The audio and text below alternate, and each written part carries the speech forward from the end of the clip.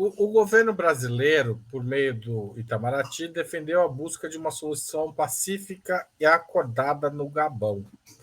Por sua vez, o presidente da Comissão da União Africana, Moussa Faki Mahamat, afirmou que condena veementemente a tentativa de golpe de Estado no país, como uma forma de sair da atual crise pós-eleitoral. Como vocês veem a posição brasileira neste episódio? O Brasil, a gente sabe, no processo de descolonização dos países de colonização portuguesa, nos anos 70, de certa forma, tomou uma certa dianteira de reconhecer rapidamente a independência de Angola e Moçambique, apesar de, enfim, o jogo é complexo, mas do ponto de vista diplomático, o Brasil saiu na frente naquele momento. Como vocês estão vendo a posição brasileira com relação a esses levantes no momento? Começo com a Iole dessa vez. Eu acho que, no geral, ela é correta e é condizente com a tradição da diplomacia brasileira. Que sentido? Bom, primeiro, que ela fala em solução pacífica e acordada. Portanto, já há implicitamente um rechaço a uma tentativa de resolver o problema na base de uma intervenção militar, na base da força. Segundo, ela expressa o apoio ao papel da União Africana, e acho que isso baseado em duas ideias. Uma mais estruturante, que é a ideia de que são os próprios africanos que devem resolver os seus problemas, embora, evidentemente, a gente saiba que isso é relativo, porque muitas vezes os organismos africanos ou de outras regiões, eles também são atravessados ou são capturados pelos interesses, né, das nações imperialistas. Mas acho que, neste caso, eles fizeram uma aposta justamente pelo fato de que a União Africana teve uma posição interessante no caso do Níger. Novamente, vamos falar do caso do Níger, porque ele é mais explosivo, né? Como vocês sabem, eu já citei aqui, a CEDEAW aprovou a intervenção militar e, segundo eles, já tem até um dia D para essa intervenção. E mesmo alguns países sendo contra, mesmo com muita manifestação contrária no interior dos países da CEDEAW, inclusive do país que ocupa a presidência da CEDEAW atualmente, que é a Nigéria. Então, você tem manifestação popular contra, você tem manifestação das oposições nos parlamentos contra, mas há uma decisão tomada e, segundo a Nigéria, ela vai ser colocada em prática. Claro que precisamos observar o que vai acontecer, porque as consequências disso são graves, mas, enfim, a decisão de agora é que a intervenção está aprovada e que ela vai ser efetivada. A União Africana, surpreendentemente, eu até digo, porque imaginava-se o contrário, ela não apoiou a solução militar, não apoiou que os africanos tentem resolver o problema no Níger através desse expediente. Então, imagino que também a posição brasileira aposte nisso, né? Então, ela aposte em falar em uma solução pacífica e negociada e em apoiar a solução da União Africana, tanto porque isso corresponde àquele princípio de que os próprios africanos devem resolver os seus problemas, quanto porque, no caso específico dos levantes que vem acontecendo até agora, a União Africana, embora condene, embora tenha suspendido o Níger, por exemplo, e os outros, né, da participação dos seus quadros, ela não tem sido favorável a uma posição belicista, a uma saída belicista. Então, não me parece ruim deste ponto de vista. Eu sei que o tempo acabou, mas só para não deixar de... Você fez uma comparação com os casos de Angola, eu acho que ali foi bem diferente, porque ali havia claramente um movimento de libertação nacional. Aliás, Angola foi reconhecida pelo governo militar, vamos lembrar disso, né? Mas ali era muito claro o que estava acontecendo. Aqui é mais complexo, como também disseram Ana e Rose, aqui é mais complexo. A gente sabe o que está acontecendo no momento, mas a gente não sabe como isso vai evoluir, nem pode apostar que aqueles que tomaram o poder necessariamente não serão novos feitores, digamos assim, né, do povo daquela região. Tá certo. Rose, passo a palavra para você. Vou colocar na tela antes o tamanho do Império Colonial francês. em 1960. Eu não sei de onde... Ô, Igor, não é esse, Igor. Ah, meu Deus, já eu ponho. Rose, a palavra é sua. Eu concordo bastante com a Ioli e sobre o final da fala dela, desse ser um quadro mais complexo.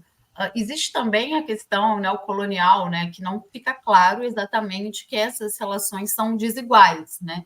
Existe um verniz de relações iguais, democráticas, né, sob um guarda-chuva do liberalismo econômico, de trocas benéficas para ambos os países, mesmo com esse pacto com a França, aparentemente por fora está tudo funcionando muito bem, e esses grupos que tomam poder são grupos autoritários, que estão usurpando a democracia, então realmente é mais complexo a posição de outros países em relação a isso.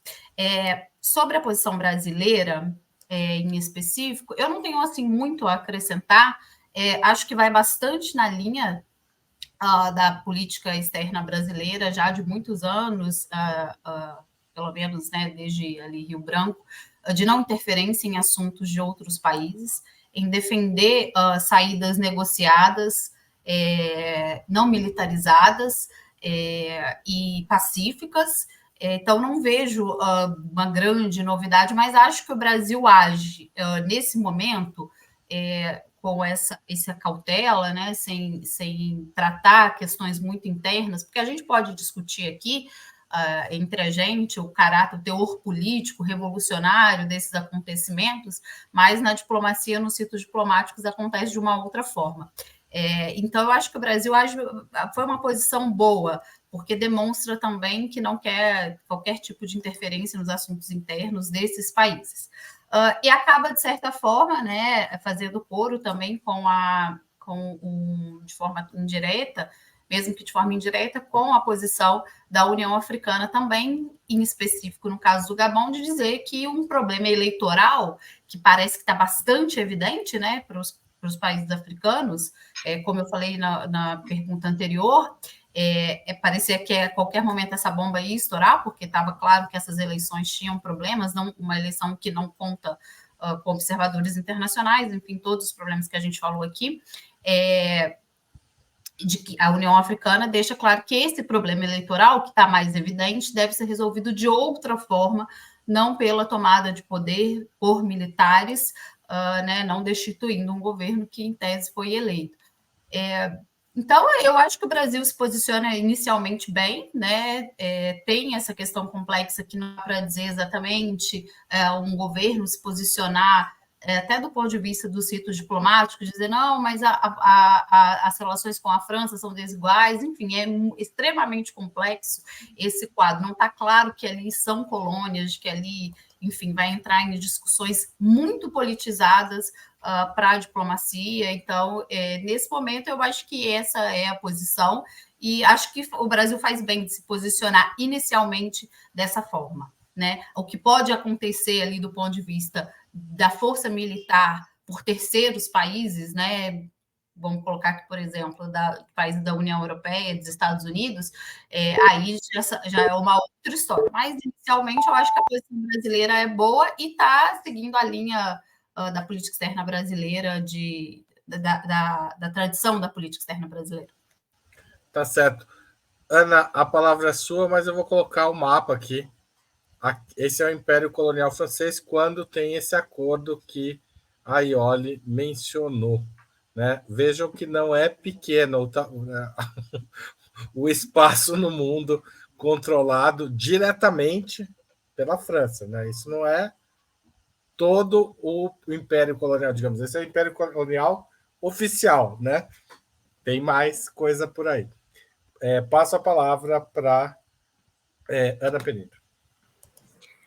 Eu achei que foi bom você ter colocado o mapa bem na hora que eu entrar, porque eu ia comentar exatamente sobre isso. Assim.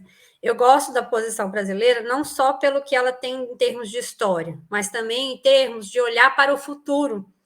Eu acho que até agora, a gente falou muito sobre a conjuntura interna ao continente africano.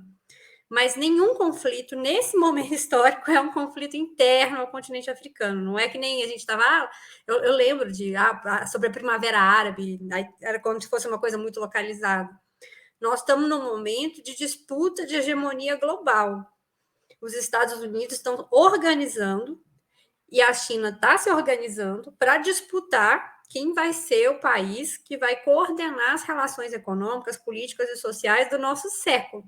Então, assim, qualquer conflito em qualquer país é um conflito dentro desse contexto específico de disputa pela hegemonia global.